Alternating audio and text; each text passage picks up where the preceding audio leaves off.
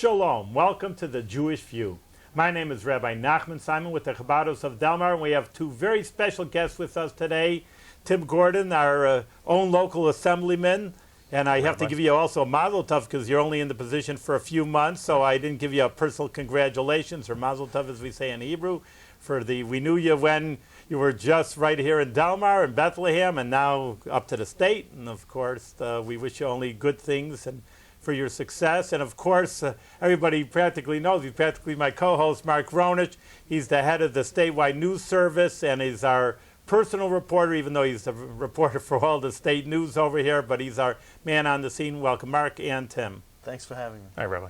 All right. Well, listen, Tim, you're right new in the assembly, but right away, you hit the ground running because there's so many issues that, of course, you have to deal with. You can't just take a back seat and go into like the spring training in the baseball. Sure. When you're in there, and your vote counts and your opinion counts. So we have actually a few issues that are on the table, so to speak, at the assembly.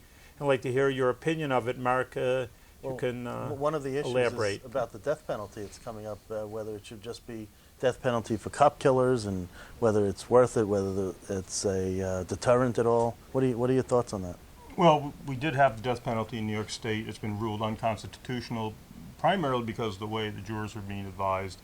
I think it is going to rear its head again. The question is it going to be in what form? Will it be for police officers, correction officers only, or will it be extended to other murders?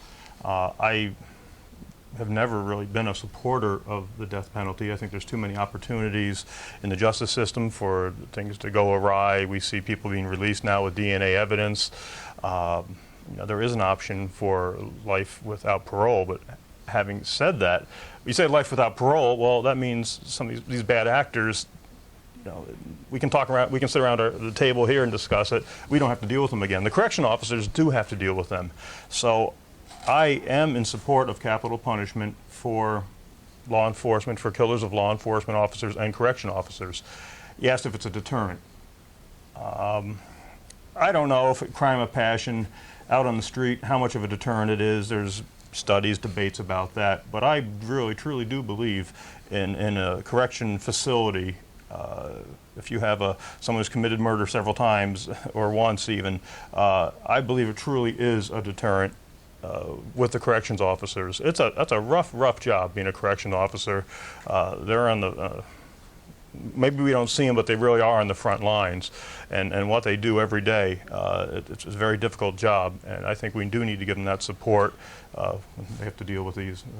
Does it cheapen the life of a corrections officer if you have life without parole, and then these people like a Donna Payant and Lemuel Smith type of case? Donna Payant was a corrections officer. Lemuel Smith was in for life. He killed Donna Payant, and he was already killed prior to that on the streets. So does it cheapen the life of the corrections? Does that sway you at all?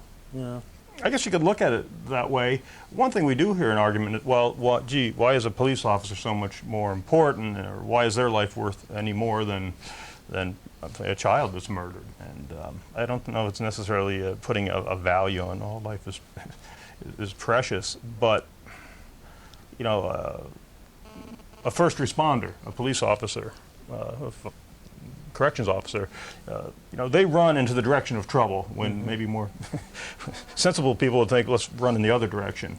And one reason they can do that in the correction officers is because they know they have backup coming, and it's as long as you have backup coming and you're running into the trouble, I think we just have to support them in that way. I guess it's also a kind of situation being in a leadership position myself now, and something I even learned in town government here in Bethlehem.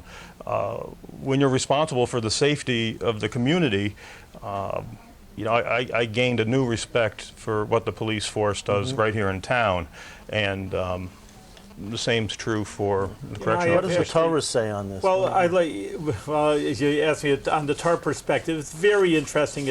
actually beyond the scope here. Everybody knows if they read the Bible even one time, there's death penalty for this, death penalty for this, and I get that as an argument. Well, how murderous is your Torah? You know, what are they, killing people? It's almost, I hate to say, like the Taliban, they say, that's what they ask me. Killing for this, killing, you're like barbaric, your Torah. You're supposed to be so humane. He says, well, stay tuned, and that's really, I'll give you a nutshell answer, even though it's really a long discussion. It's very difficult, even though it seems like everybody's getting killed right and left, they do something wrong. It seems that way, but it's in the reality is totally different. There has to be many witnesses, and really, even like we were talking about the death penalty, there's got to be 2 witnesses to see the act, not like you say DNA, or you know how they get people in the crime prevention. So really, in actuality, and like I say, it's a whole discussion, but the bottom line, it's very, very difficult to give a death penalty. And actually, the Mishnah in the Talmud says if a Sanhedrin, a court, gave a death penalty 1 in 70 years, it was like a murderous death penalty. What are you, killing people? So in actuality, it's interesting. Maybe it's a deterrent in a certain sense. You know, you're worthy of a death penalty, but they didn't actually do it.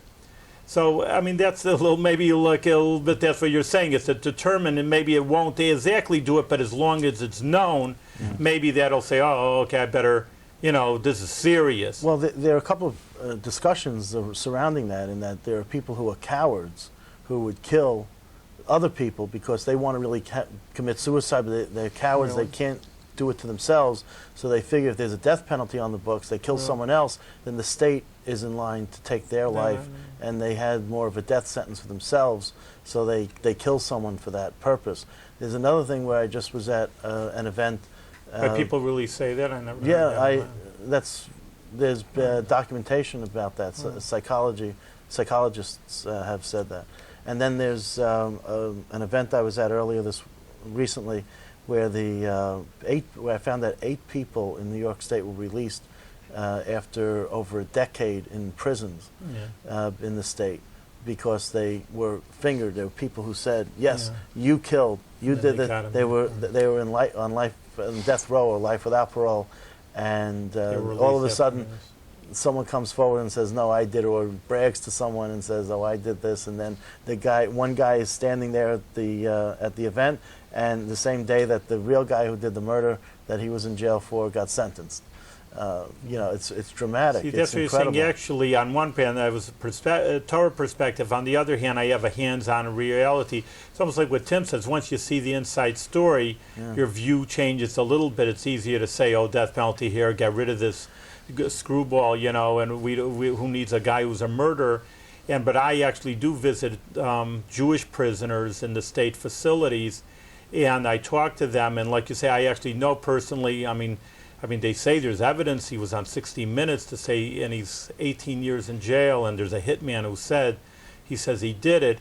So before I say, yeah, kill him, get rid of these, you know, guys, such evil people. And then you're right. I mean, I guess it's validated that there are these kind of people. But I also see the corrections officer, just to conclude, you know, and I just see how hard it is also. I mean, you're without guns because they would pull them away from them.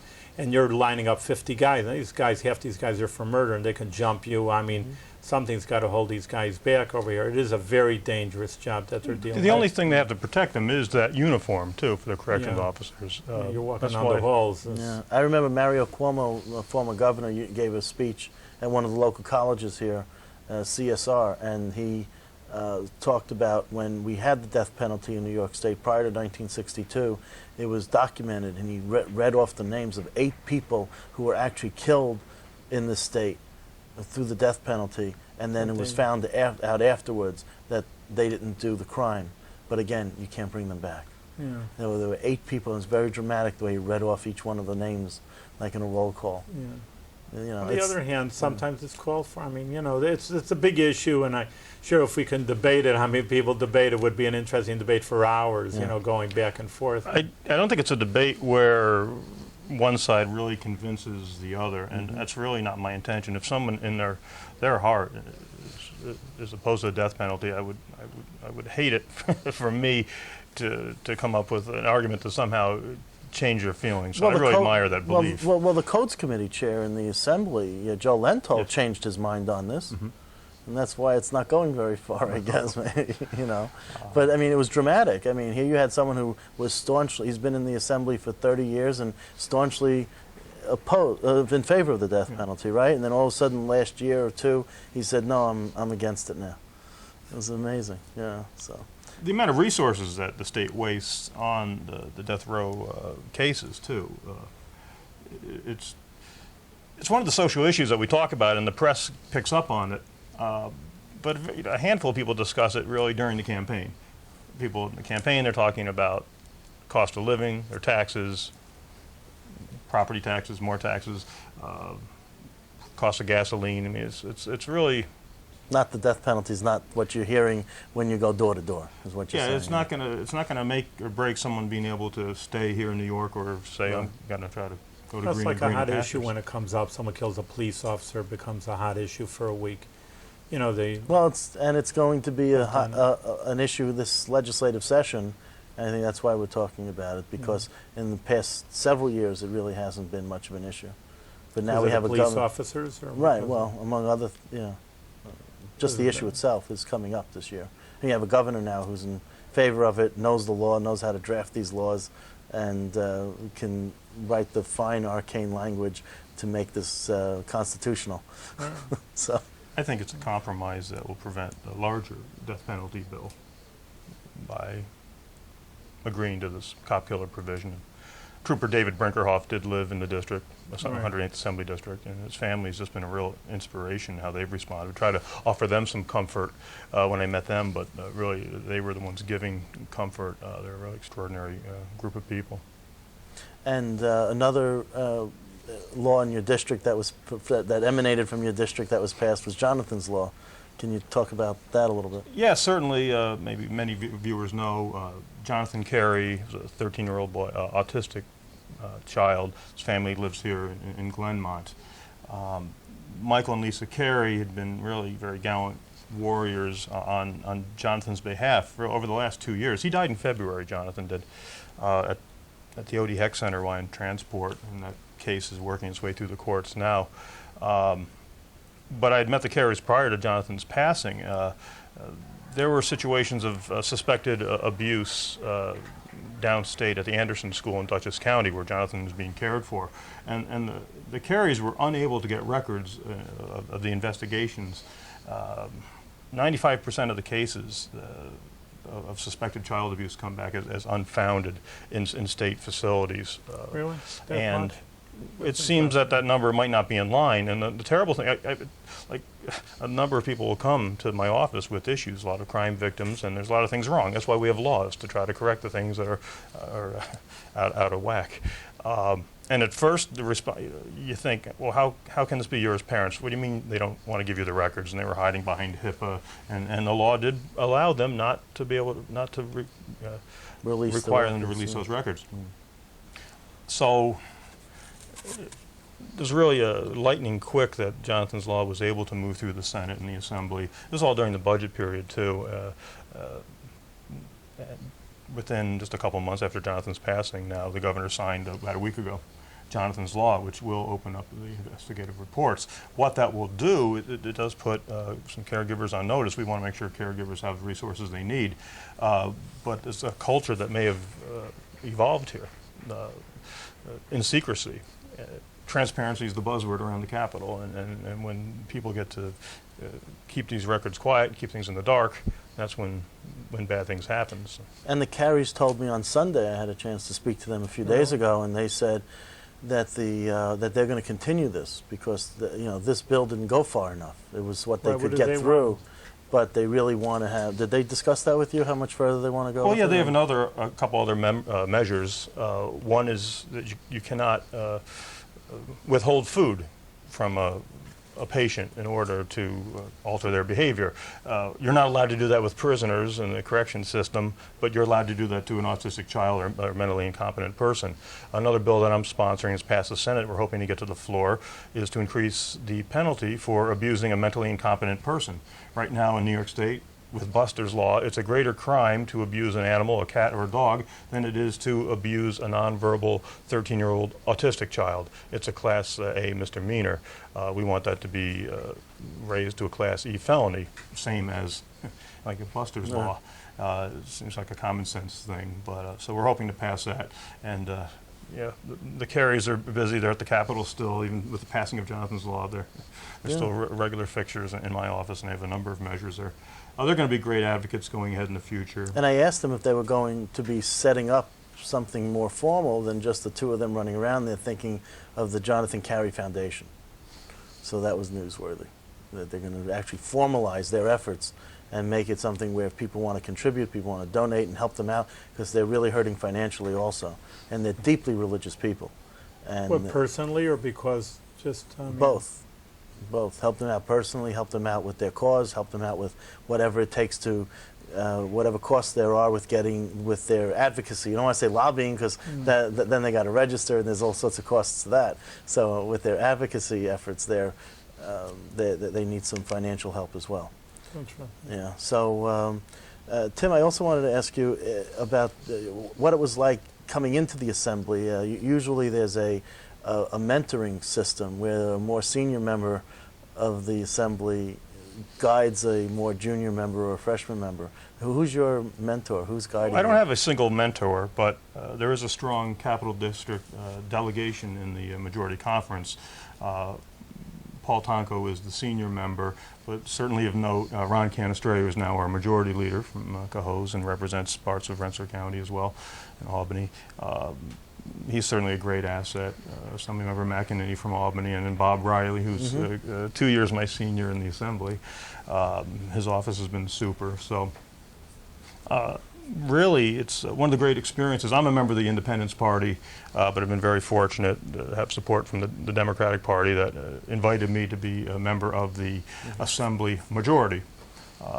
Now, the press doesn't get to see what goes on in the majority conferences, but it's really, there's a lot of democracy with a small d in the conference. People complain about 3 men in a room, and maybe rightfully so, but you wouldn't want to get 106 of the conference members in there either. There's opinions, very diverse opinions in the Assembly Majority Conference, and we hash it out sometimes ad nauseum. But well, I understand, when I talk to the Assembly Speaker, he says to me that he doesn't come out publicly with an issue that he might have an opinion on personally, but he won't come out until he hears from his conference, and his conference gives him the direction of what language to use, how to say it, what to say. And one of the issues I was talking to him about today was the gay marriage issue, and whether he's going to bring that forward or he's going to conference it, he said, and he's going to wait till his conference tells him what he should be saying, because I think personally he might oppose it. well, So that's my personal opinion. He probably opposes it, but he probably wants to have his conference. So that's the democracy you were talking about. yeah, I think that's wise in the leadership position for him to do it that way. I was under the assumption, as many people probably are, that you'd walk in a conference and he'd say, "Good morning, everybody. Today you're going to go out there and we're going to do that, and you're going to do that, you're going to do that." And it's really just been the opposite. It really comes from the bottom up. So now in the assembly, you sit next to Dov Hikind. Yes. Yeah. So it's been a great what's that? Yeah. What's that like? Another independent-minded thing. Yeah, yeah. Well, he's been in the assembly probably for a couple decades. I think he's probably fairly safe in his district, but he's a spiritual man. He's only really Orthodox Jew. Well, Speaker Silver is, but he wears a yarmulke on his head right in the assembly. And he represents either Borough Park, yeah. He's a good friend, yeah. So Dov Hikind, so has he given you some Jewish insights? Oh yeah, that's great. I always kind of pump him for some information. And quite often I'll have some text with him, some Hebrew text. And what have you learned? What have I learned? Well, he's very much up on issues on a global nature. So, and he'll be reading the New York Times and ask me if I know about this guy or that guy, and some fellow reports for the newspaper in Jerusalem. And so he's giving me some guidance on some world issues. Like about Israel and things, he's been an asset. I've been sitting next to him about 3 weeks, and we have a lottery. You move around, so. But he's been great. He's a tremendous asset and been very kind to me. So is he a mentor? Do you think he's adopting you think? So far, so good. Yeah. He has been terrific.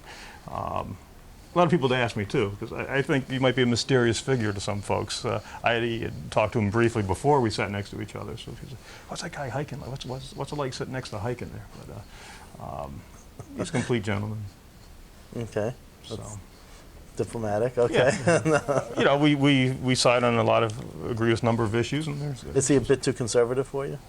No, not from a voting standpoint. I think I may have out conservative Conservatism. Yeah, on a couple votes. So. Tell me about Sematech. We just had a recent announcement that's... Yeah, that's really, really exciting.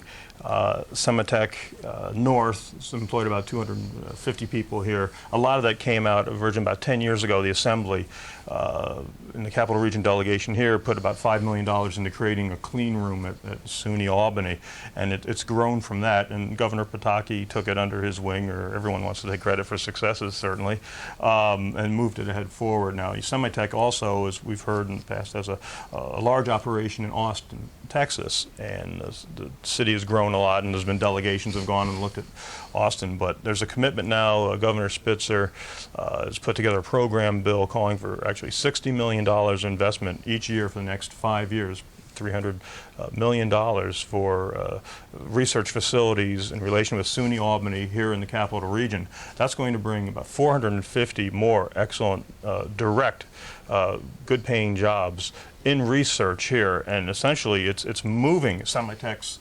Austin, Texas operation to the Capital Region, to Albany County. It's huge. Why do you think? I mean, just what's the advantage of Albany? I mean, I'm glad. Well, one of the problems big with Austin has been the road structure, the infrastructure, is that they didn't they outgrew what they wanted. The population grew from 60,000 to 120,000, and the road structure, the government in Texas didn't put enough money in, and there's traffic jams everywhere. We're overbuilt here, and we're the size of what Sematech needs.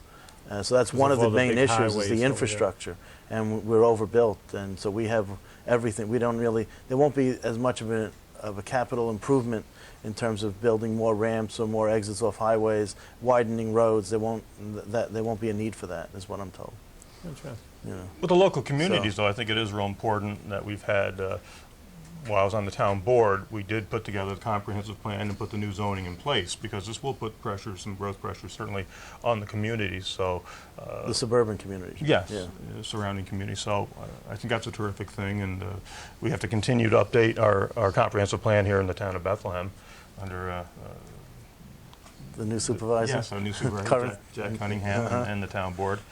And so that's a good thing that happened in the timing with that. But that's just, again, the research jobs.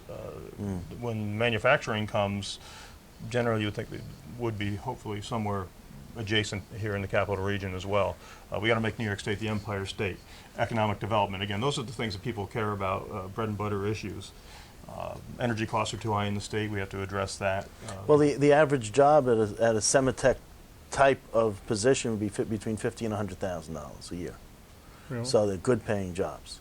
And certainly you can afford a home in Bethlehem with a salary like that. So, and there'll be many spin-off jobs. What this is they manufacture these microchips that are so small. You know, you look at like your cell phone from 5 years ago, and you thought that was small, and now you look at it and you're saying, "Wow, that was a big phone back then. How did I ever carry that around?"